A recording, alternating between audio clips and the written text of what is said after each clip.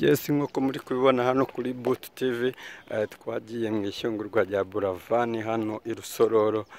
Ni ibihe bitoroshye kandi bikomeye, ni ukwihangana nta kundi, nuko Imana yaremye abayo, uravuka ukageza igihe cyo gutaha rurema akakwisubiza. Mukomeze kwihangana abakunzi ba Boot TV, abakunzi ba Buravan, abakunzi b'umuryango we wose. Tugiye kubafatira amashusho uko biri kugenda byose.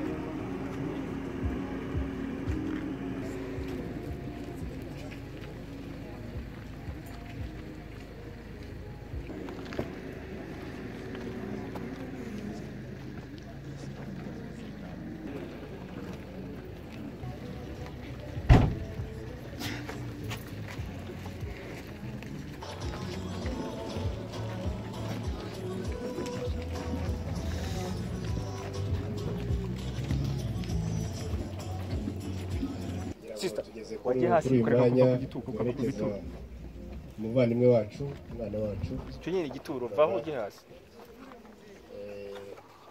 hari igikorwa twari twategereje yamwegera akamwandika kugira ngo tuze kubona uko tuzikurikiranya kandi nabyo bijyane n'igihe kugira ngo rero uyu mwanya mpe umushumba niba yahageze imitima yacu ihumurizwa bw'imbaraga z'umwuka wawe mu izina rya Yesu dusenze amen. Ndifuza gutangira uyu mwanya n'ubundi gufata umwanya wo kwihanganisha abavandimwe by'umwihariko ababyeyi ba Yvan Buravan ndetse abavandimwe. Noneho abivuze baduka mu bakristo barabica. Avuze ngo isi irandekuye, ijuru riramfashe, uyu ni umunsi wanjye wo kwambara ikamba. Mbese wavuga ngo nawe ubwo uzapfa uzitaba Imana uzavuga ngo ugiye kwambara ikamba, cyangwa uzavuga ngo ugiye mu muriro utazima ugereranije n'ubuzima ubamo? Kasoreze kuri aya magambo hanyuma dukore uyu muhango. Ndasoza ku magambo y'umugabo wari intwari. Abahanga baravuga ngo ubwo yahinduraga ibihugu ngo ubuzima bwose bwahise buhinduka bw'ibihugu, witwaga Alexandre le Grand cyangwa Alexander the Great.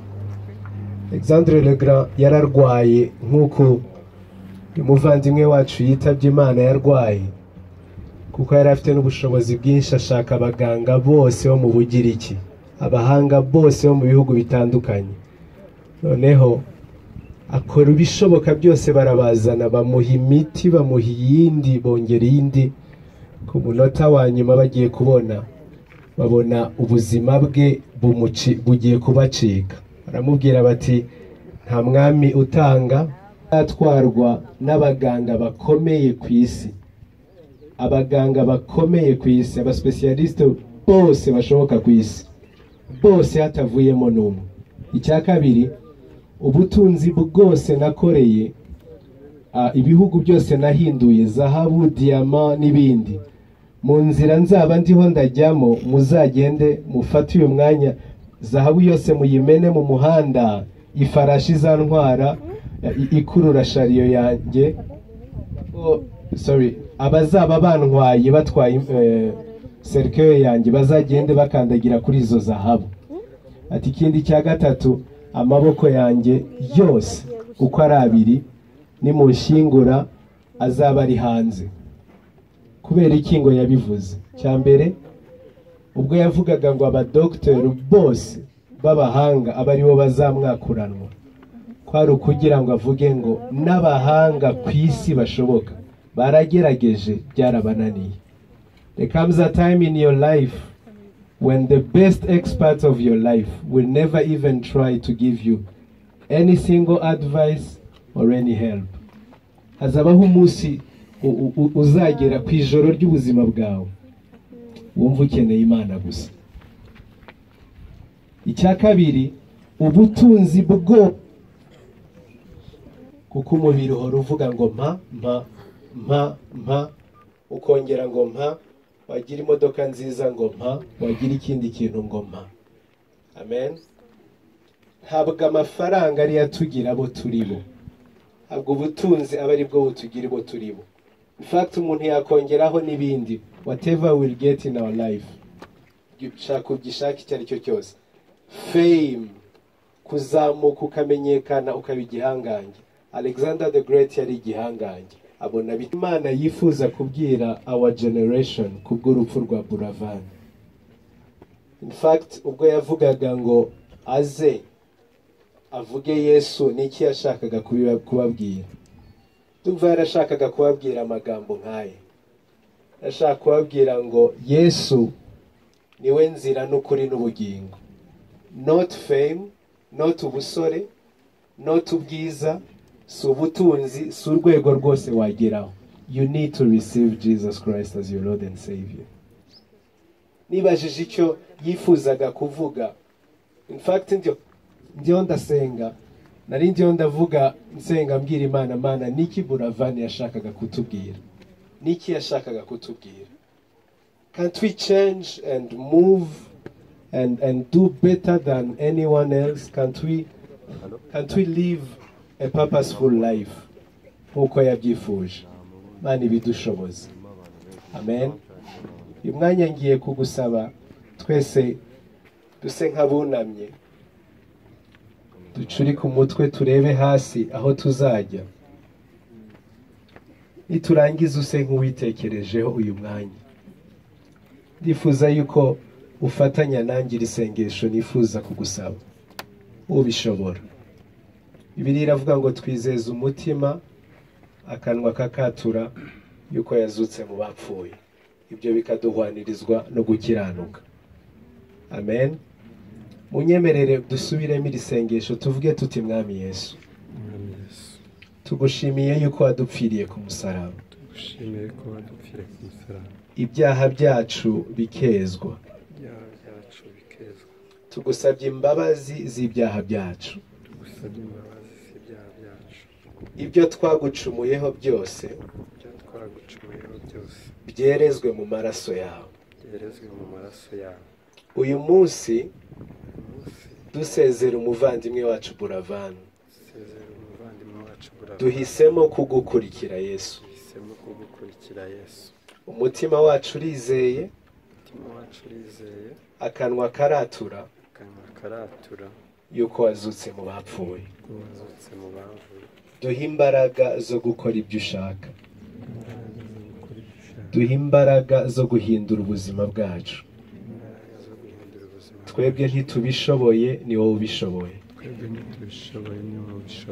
Turasenze Mwami, turakwiyeguriye mu izina ry'Umwami wacu Yesu. Amen. Bani bahumugisha, bani bahumugisha cyane. Uyu mwanya mfata uyu mwanya saba yo gusaba ababyeyi ba Yvan Buravan ndetse n'abavandimwe be ndetse n'aho bashatse, abo bashatse baze kunyegera hano imbere dufatanye. Ndongera nanone gusaba umuryango we wa bugufi.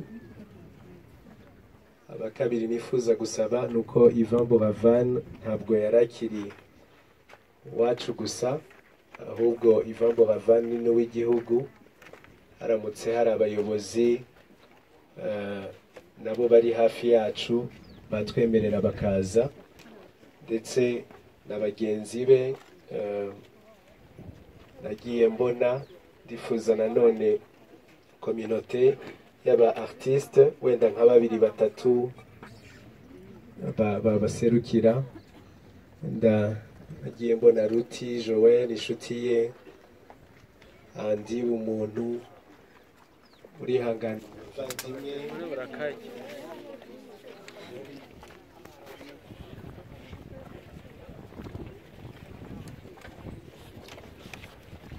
Ijambo ry'Imana, umukungugu usanga undi mukungugu, ariko ubugingo irambwira ngo umutima wiyumvamo wawo umubabaro, kandi ikibazo ntiwizera mu kintu.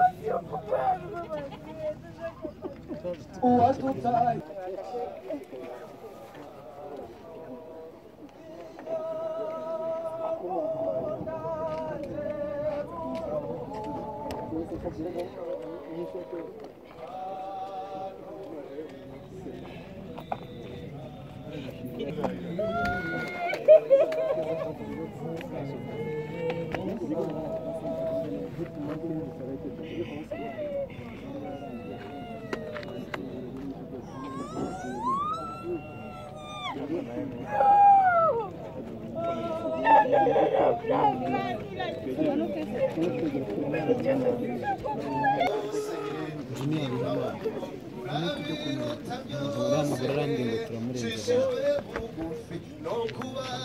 uwo ni ruti jori kuririmba awatwo ntabwo ari ruti